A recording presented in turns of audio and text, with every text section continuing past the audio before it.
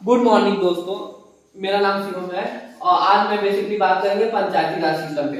पंचायती राज system होता क्या है? पंचायती राज सिस्टम वो होता है जो नियम कानून ग्राम सभा या ब्लॉक लेवल डिस्ट्रिक्ट लेवल पे बनता है। इन तीनों के समूह को जब हम मिला देते हैं, वही नियम कानून जो बनाता है उसी को पंचायती राज सिस्टम बोलते हैं। तो हम बेसिकली आज हम बात करेंगे कि पंचायती राज सिस्टम क्यों बना, अब क्यों इसकी जरूरत पड़ी, अब किसके दिमाग में पहली बार पंचायती राज सिस्टम आया। तो जैसे कोई भी चीज बनाने से पहले, जैसे मैं एक एग्जांपल देता हूं कि इसको बनाने से पहले किसी किसी कोई विचार लगाया होगा, उसी तरह पंचायती राज सिस्टम फर्स्ट टाइम किसके विचार में गया? तो महात्मा गांधी थे। कि वो मानते थे कि उनका विचार देखिएगा दोस्तों, कितने बड़े थिंकर थे। वो मानते कि एक विलेज का अगर डेवलपमेंट होता है, एक विलेज का दूसरे विलेज मिलाते हैं तो एक समूह बनता है। एक समूह बनेगा तो एक विलेज के समूह से हमारा एक डिस्ट्रिक्ट बन जाएगा, और डिस्ट्रिक्ट के समूह से क्या बन जाएगा? ग्रुप से क्या बन जाएगा? स्टेट बन जाएगा। स्टेट के समूह से क्या बन जाएगा? हमारा नेशन बन जाएगा। तो अगर विलेज का डेवलपमेंट होता है तो हमारा नेशन का डेवलपमेंट होता है। तो बोले कि ग्राम पंचायती राज सिस्टम होना चाहिए, और कॉटेज इंडस्ट्री पे सेल्फ रिलायंस पे वो बल देते थे। उन्हीं का देन है कि आज हमारा पंचायती राज सिस्टम है। क्योंकि जब उन्होंने ये अपना विचार दिया तो कॉन्स्टिट्यूशन सभा ने 40वां article directive principle state policy में शामिल कर दिया इसको, इसीलिए पंचायती राज सिस्टम का गठन। अब पहला क्वेश्चन आता होगा आपके दिमाग में, जब 1950 में कॉन्स्टिट्यूशन लागू हुआ तो directive principle of state policy में जब आर्टिकल 40 कहता था कि सारे स्टेट में होना चाहिए, ग्राम में होना चाहिए, तो क्यों लागू नहीं हुआ? पहला क्वेश्चन आया। तो बेसिकली बात है कि हमारा देश उस समय बहुत ज्यादा गरीब था। उस समय 75% लोग एग्रीकल्चर पे डिपेंड थे, 70% लोग ग्रामीण सभा में रहते थे, 16% लिटरेसी लेवल थी, और 16% महिलाओं की लिटरेसी लेवल 6% थी, और पॉवर्टी 50% थी। और सोचिए पॉवर्टी मतलब गरीबी रेखा, मतलब 50% लोग गरीब थे, मतलब खाने के लिए भी पैसा नहीं था, इतने गरीब थे। तो कैसे पंचायती राज सिस्टम लागू कर सकते थे? क्योंकि पंचायती राज सिस्टम लागू करना 6,40,000 मतलब 6,40,000 विलेज भारत को वहां पे लागू करना, वहां पे गवर्नमेंट का सेटअप करना बहुत बड़ी बात होता, बहुत ज्यादा पैसा लग जाता। लेकिन भारत उस समय अफोर्ड करने के लायक नहीं था, इसीलिए पंचायती राज सिस्टम जब 1950 में कॉन्स्टिट्यूशन लागू हुआ, नहीं लागू हुआ। लेकिन धीरे धीरे भारत डेवलप की तरफ बढ़ा, तो क्या हुआ? हमारे प्रधानमंत्री माननीय जवाहरलाल नेहरू ने एक कमेटी बैठाई जिसका नाम था बलवंत राज मेहता कमेटी। बलवंत राज मेहता कमेटी इसलिए बैठाई गई थी कि इंक्वायरी करने के लिए बैठाई गई थी कि उसकी एक मतलब इंक्वायरी की डेवलपमेंट की इंक्वायरी करने बैठाई गई थी। तो उसका रिकमेंडेशन क्या था कि वो बोला, रिकमेंडेशन किया कि मतलब बहुत ज्यादा खराब हालत है, क्योंकि उसने रिकमेंडेशन करता है कि ग्राम सभा होना चाहिए, पंचायती समिति होना चाहिए, जिला परिषद होना है। क्योंकि ग्राम का विकास बहुत खराब है, जिला का विकास खराब है, क्योंकि कंट्रोल मतलब कोई ऐसा एग्जीक्यूटिव बॉडी नहीं है जो डायरेक्टली वहां पे लोगों की चीजों को समझे और वहीं पे लागू कर दे। क्योंकि मान लो एक एग्जांपल आपको समझाते हैं कि अगर पूरा गांव के लोग जाके प्रधानमंत्री को नहीं बताएंगे कि हमारा कितना मतलब मैं किस चीज से प्रॉब्लम करता हूँ। जब गांव का लड़का ही एक वहां से निकलेगा, वहीं का एक अध्यक्ष बनेगा, वही पॉलिसी बनाएगा, तो समझता रहेगा ना कि कितना प्रॉब्लम है। जैसे आपकी मम्मी आपको जानती होगी ना कि हमारा बेटा कैसा है, अब और दूसरे देश के नहीं जानेंगे। उसी तरह इसीलिए इस कमेटी का स्थापना की, गांव की विकास हो सके, क्योंकि गांव का विकास वहां के लोग जानते होंगे।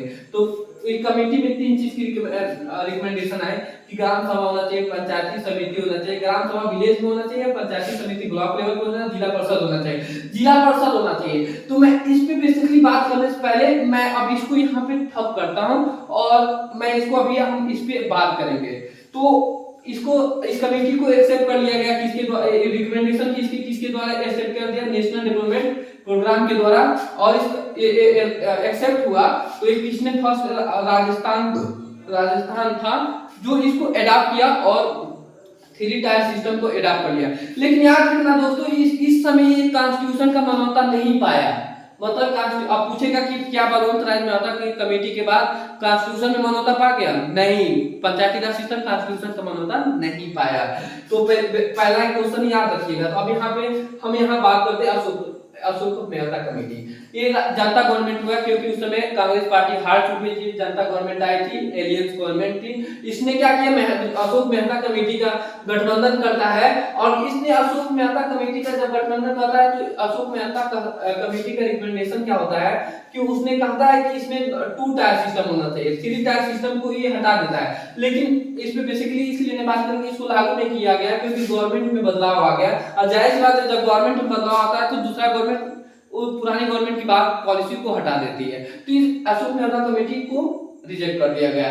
तो उसी तरह राजीव गांधी कमेटी बैठा है 1980 उसी बहुत सारी कमेटियां हैं, कोई मतलब का नहीं था। आप लोग पढ़ना चाहते हैं तो हमको बताइएगा, मैं वीडियो कमेंट में बताइएगा, मैं इस पे भी स्पेशल वीडियो लेके चलाऊंगा।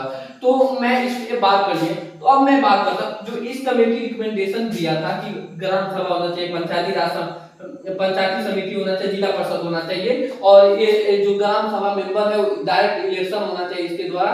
ये क्या किया गया, फिर हमारे देश के प्रधानमंत्री पीवी नरसिम्हा राव आते हैं जो बहुत अच्छे प्रधानमंत्री होते हैं। इसलिए अच्छे नहीं होते कि लागू करते हैं। भारत कर्ज में डूबा हुआ था 1991 में, उन्होंने प्राइवेटाइजेशन, ग्लोबलाइजेशन, मॉडर्नाइजेशन की पॉलिसी लाए और देश को गरीबी से हटाए। उन्हीं की पॉलिसी की वजह से आज हम लोग इतना डेवलपमेंट कर रहे हैं।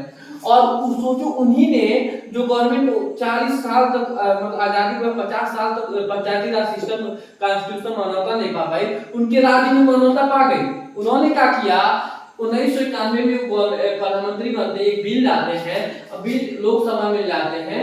लोकसभा में लाने के बाद क्या करते हैं, 1992 में लोकसभा बिल पास होकर एक्ट बन जाती है 1992 में और 73वां अमेंडमेंट एक्ट कहा जाता है और 24 अप्रैल 1993 में ये पूरे देश में लागू हो जाती है। फिर पहला क्वेश्चन, पूरे देश में लागू हो जाती है, लेकिन ये याद रखिएगा शेड्यूल एरिया में नहीं। मैं अभी इसके बारे में बात करूंगा यहाँ पे। पहला क्वेश्चन याद रखिएगा शेड्यूल एरिया में नहीं। क्यों शेड्यूल एरिया में नहीं मैं बताऊंगा अभी। तो ये लागू हो जाती है जब 73वां अमेंडमेंट एक्ट होता है तो इसके थ्रू मतलब शेड्यूल पहले 10 रहता है तो अब क्या हो जाता है 11th हो जाता है, मतलब 11वां शेड्यूल बढ़ जाता है। तो शेड्यूल कौन सा 11वां शेड्यूल में यहाँ पे हम लिखे, यहाँ पे 11वां शेड्यूल में जुड़ जाता है और एक नया 9 पार्ट में कॉन्स्टिट्यूशन के 9 पार्ट में जुड़ जाता है और आर्टिकल 243 to 243 ओ तक ये बन जाता है। और पहले भी डायरेक्ट प्रिंसिपल स्टेट पॉलिसी में 40वां आर्टिकल के बेस पे इसको कॉन्स्टिट्यूशन मान्यता दे दिया जाता है। तो आप समझ गए होंगे कि हाँ कैसे फॉर्मेशन हुआ, किस गवर्नमेंट के थ्रू हुआ। तो पीवी नरसिम्हा राव थे, finance minister doctor Manmohan Singh थे, उनके द्वारा हमारे फर्स्ट टाइम कॉन्स्टिट्यूशन मान्यता मिला। किसके कॉन्स्टिट्यूशन मान्यता मिला, किसको मिला, पंचायती राज सिस्टम को मिला। तो आप लोग समझ गए होंगे पंचायती राज सिस्टम को मिला। अब मैं ये बात क्वेश्चन उठता होगा कि इस समय जब ये कॉन्स्टिट्यूशन का मान्यता पहला लागू हुआ तो राजस्थान 1959 में कैसे वो उसने अपना 3 टायर सिस्टम अडॉप्ट कर लिया। वो अडॉप्ट कर लिया क्योंकि यहाँ कॉन्स्टिट्यूशन की मान्यता और राज्य स्टेट गवर्नमेंट ही राजस्थान तो अपना कोई भी रूल एंड रेगुलेशन बना सकती थी। वो rule and Panchayati Raj system adopt कर लिया लेकिन कॉन्स्टिट्यूशन मान्यता नहीं मिला। ठीक है, तो अब मैं बात करना चाहता हूँ कि आप समझ गए होंगे कि पंचायत यहाँ पे क्या होता है। तो मैं अब ये चाहता हूँ कि अब इसको डिफिनीशन बताता हूँ। तो पंचायती राज सिस्टम ये होता है जो लोकल गवर्नमेंट होता है, जो लोकल लेवल पे रूल एंड रेगुलेशन या पॉलिसी बनाता है। जैसे पॉलिसी बनाना, मैं तीनों को बता दे रहा हूँ, आप लोग समझ जाएगा। या नहीं समझ आएगा तो आप वीडियो को पूछ कर दीजिए। लोकल लेवल पे मतलब जैसे होता है कि आप जाएंगे तो देखेंगे कि रोड नाली जो गांव में बनता है प्रधान के निरीक्षण में बनता है। गांव में कभी गए होंगे तो रोड नाली, स्कूल सुविधा, मेडिकल सुविधा, स्वच्छता ये किसके ग्राम प्रधान प्रोवाइड करता है, ग्रामीण को प्रोवाइड करता है। तो ग्राम सभा पे ग्राम सभा का निर्माण किया गया जिसके अंदर ग्राम प्रधान होता है और ग्राम प्रधान होता है जिस वो 5 साल के लिए चुने जाता है, जो 21 साल से ज्यादा होता है। 21 साल से ज्यादा इन तीनों में होना चाहिए और ये 5 साल के लिए चूज किए जाते हैं। इनके ग्राम प्रधान के जो ग्राम सभा मेंबर बैठता है, हेड होता है ग्राम सभा प्रधान, जो क्या होता है वो जनता के द्वारा डायरेक्ट चूज किया जाता है। अगर डायरेक्ट डेमोक्रेसी आप लोगों को पढ़ना होगा इसके पिछले वीडियो में हम बना चुके हैं। पंचायत समिति क्या होता है, ब्लॉक लेवल पे होता है। तो block what is a block, तो ब्लॉक को मैं समझाना चाहता हूँ कि जब आप लोग जाओगे ब्लॉक लेवल पे तो आप देखोगे जहाँ तहसील होता है, जिसका मतलब ब्लॉक मतलब तहसील। आप जाओगे वहां पे देखोगे एसडीएम बैठता है, तहसीलदार बैठता है, सीओ बैठता है, जो क्षेत्रीय अधिकारी होते हैं। और वहां पे ब्लॉक लेवल पे एक इन्हीं के द्वारा इनडायरेक्टली या डायरेक्टली चूज किए जाते हैं और वो मेंबर क्या करते हैं ब्लॉक लेवल पे इन पे सुपरविजन करते हैं। और गांव में ये क्या करते हैं एग्रीकल्चर को बढ़ावा देने के लिए इंफ्रास्ट्रक्चर मटेरियल प्रोवाइड करते हैं, पानी की व्यवस्था करते हैं और रूल एंड रेगुलेशन बनाते हैं। ठीक है, और जिला परिषद क्या करते हैं इन दोनों पे सुपरविजन करता है, पूरे जिले मतलब जिले में इन दोनों लोग का हेड होता है और पैसा भी थ्रू इसी के थ्रू पास होता है और ये भी 5 साल के लिए चुने जाता है, लेकिन इसका इलेक्शन इनडायरेक्टली होता है। और जिला परिषद का चेयरमैन कौन होता है, डीएम होता है। डीएम मतलब डिस्ट्रिक्ट मजिस्ट्रेट होता है। तो मैं इनकी फंक्शन की बात कर दी तो अब आप सोचे उनकी पंचायती राज सिस्टम तो बन गया, इसका मतलब पैसा का स्रोत क्या है, ये मतलब रोड नाली बनाने में जो ग्राम प्रधान कहाँ से पैसा पाता है कि रोड नाली बनाता है। तो रोड नाली बनाने के लिए क्या करता है हमारा कमेटी स्टेट गवर्नमेंट उसको टेक्स जो हम लोग टैक्स देते हैं, हम एग्जांपल देते हैं, आप गए होंगे एक बुक खरीदने, तो एक बुक खरीदने गए होंगे, हम दिखाऊंगा नहीं क्योंकि इसका प्रचार हो जाएगा। एक बुक खरीदने गए होंगे तो क्या हुआ होगा, इस बुक को खरीदोगे तो 480 रुपए के बुक बना होगा, लेकिन और ये 500 रुपए में बिक रहा है, 20 रुपए जो है टैक्स है, क्योंकि ये 500 रुपए में बिक रहा है क्योंकि ये टैक्स है। 20 रुपए कौन लेगा, गवर्नमेंट लेगा। और वो टैक्स कहाँ खर्चा करेगा, पुलिस पे लॉ ऑर्डर पे खर्चा करेगा क्योंकि हम लोग का सेफ्टी करता है, अपने पे खर्चा करेगा, स्कूल पे खर्चा करेगा और इसी तो हम ही लोग टैक्स जो हम ही लोग इसकी पैसे के स्रोत है, लेकिन इनडायरेक्टली रूप से, क्योंकि जो ये जो टैक्स टोल पे जब आप गाड़ी पास होता है तो टोल टैक्स होता है, रजिस्ट्री करवाते हो टैक्स आता है, तो गवर्नमेंट जो स्टेट गवर्नमेंट अब तो जीएसटी आ गई तो सेंट्रल गवर्नमेंट कलेक्ट करता है तो स्टेट गवर्नमेंट को और किसको देता है और ग्राम सभा को या थ्री टैक्स सिस्टम को पैसा देता है, जिसकी वजह से इनकी रेवेन्यू जनरेट होती है। ठीक है, अब मैं आप जान गए कि रेवेन्यू का स्रोत क्या है। डायरेक्ट इनडायरेक्टली हम लोग हैं जो टोल टैक्स देते हैं, हाउस टैक्स देते हैं, इनकी रेवेन्यू की डायरेक्ट होती है, जो रेवेन्यू पाते हैं कि वहां पे नाली बनाने में, पानी व्यवस्था करने के लिए, स्कूल बनाने के, प्लेग्राउंड बना के, लाइब्रेरी बनाने के, ये सब में वो खर्चा कर देते हैं। तो बेसिकली हम लोग बात करेंगे क्या होते हैं। अब पंचायती राज अपने इन पे सुपरविजन करता है, इनको डेवलप करने में मदद करता है, जिला परिषद पूरे जिला को कंट्रोल करता है, डीएम इसके अध्यक्ष होते हैं और डीएम रूल एंड रेगुलेशन बनाते हैं। तो हम बेसिकली अब बात कर लेते हैं। अब मैं ये बताता हूँ कि यहाँ पे मैं बताया था कि 1992 में बनता है तो सिर्फ स्टेट के लिए होता है, शेड्यूल एरिया के लिए नहीं होता है। आप समझ रहे होंगे कि शेड्यूल एरिया क्या होता है। तो शेड्यूल एरिया वो होता है जहाँ ट्राइबल पीपुल रहते हैं, जिसका ओन कस्टम होता है, जो पिछड़े हुए होते हैं, जो जंगल मतलब जंगल और ट्राइबल अपना रूल एंड रेगुलेशन बनाते हैं। तो schedule area 5th schedule area में इसको लागू नहीं किया गया। अब क्यों नहीं लागू किया, आप लोग बेसिकली सोचेंगे क्यों नहीं लागू किया गया, क्योंकि आप लोग सोचिए कि आप पढ़ने वाले लड़के इस बोर्ड को सजा दिए हैं। अब एक लड़का आता है फुटबॉल खेलता है, आपका मामा का लड़का आ गया फुटबॉल खेल लगता है, तो वो क्या करता है कि आप बोर्ड सजा फुटबॉल मारता है, बोर्ड गंदा हो गया, तो आप उसको पसंद नहीं करेंगे। उसी तरह ट्राइबल पीपुल के पास अपना रूल है, अपना कस्टम है। अब वहां पे कोई ब्रिटिश चला जाए तो क्या कहेगा, ओ यार व्हाट इज फक, तो क्या कहेगा, तो इससे क्या होगा, प्रॉब्लम क्रिएट हो जाएगी, क्योंकि उनके कल्चर नष्ट हो जा रहा है, उनको बैकवर्ड समझ रहा है, उन पे कमेंट कर रहा है, तो वहां पे लड़ाई उत्पन्न हो जाएगी और ये लोग प्रॉब्लम फेस करेंगे। इसीलिए शेड्यूल एरिया में इसको नहीं लागू किया गया, क्योंकि वो लोग समझ नहीं सकते थे, वो डेवलपमेंट उतना नहीं किए थे, इसलिए नहीं किया गया। लेकिन गवर्नमेंट सोचा कि ग्राम सभा, ग्राम पंचायत सिस्टम या पंचायती राज सिस्टम को लागू इसलिए करना चाहिए क्योंकि शेड्यूल एरिया में डेवलपमेंट होना चाहिए। तो क्या हुआ, बेसिकली 3 आधार पे उसने शेड्यूल एरिया का फॉर्मेशन किया। उसने एक एक्ट पास करता है, जिस एक्ट का नाम होता है कि extension to the schedule area, मतलब पंचायती राज सिस्टम को एक्सटेंशन कर देना शेड्यूल एरिया में 1996 एक्ट के तहत, जिसको नॉन एज कहता है पेशा एक्ट कहते हैं।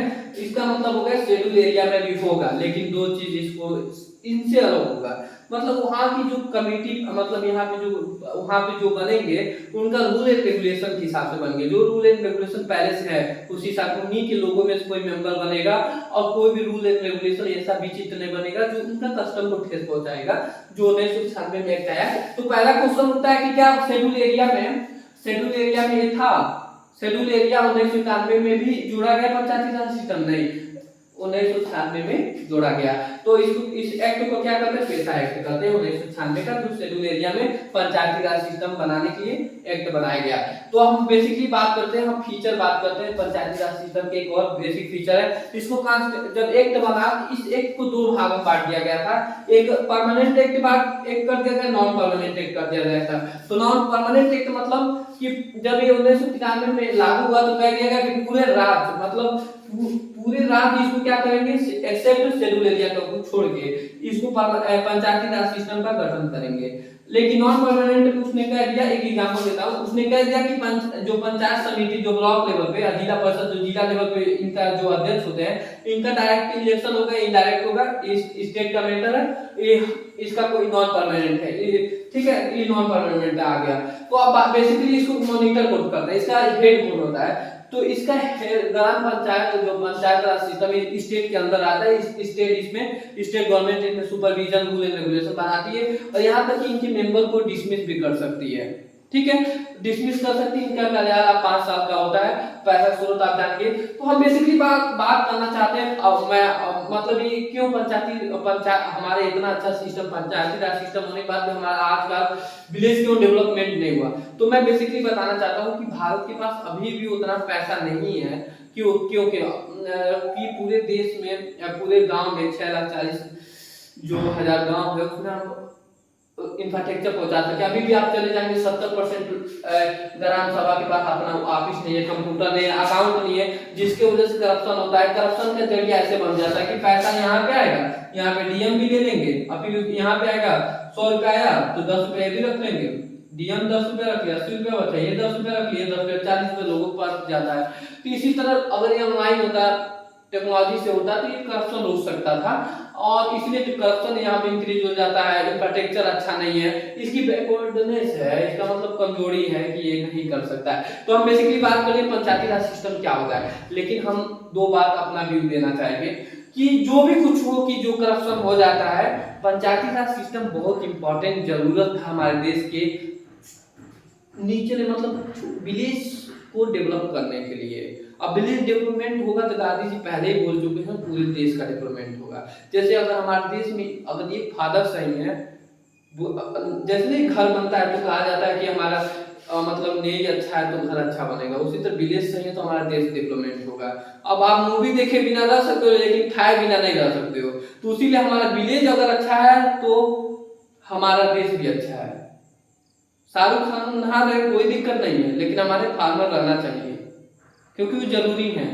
तो आप लोग बेसिकली जानेंगे कि पंचायती राज सिस्टम क्यों जरूरत होता है, क्योंकि पंचायती राज सिस्टम गवर्नमेंट मान लो एक मनरेगा प्रोग्राम बना दी जो रोजगार देती है, वो क्या करेगा, प्रधान क्या करेगा, मनरेगा प्रोग्राम के 100 लोगों को रोजगार देगा अपने गांव से, और कह देगा कि चलो यहाँ पे रोड बनाओ, रोड भी बन गया, लोगों को रोजगार भी मिल गए। ये प्रधान के द्वारा होता है। पहले प्रॉब्लम होता था, डीएम करता था मॉनिटर, जिसकी वजह से और करप्शन होता था, डीएम का पावर ज्यादा था और अपना क्या था, डिक्टेटरशिप लागू करता था।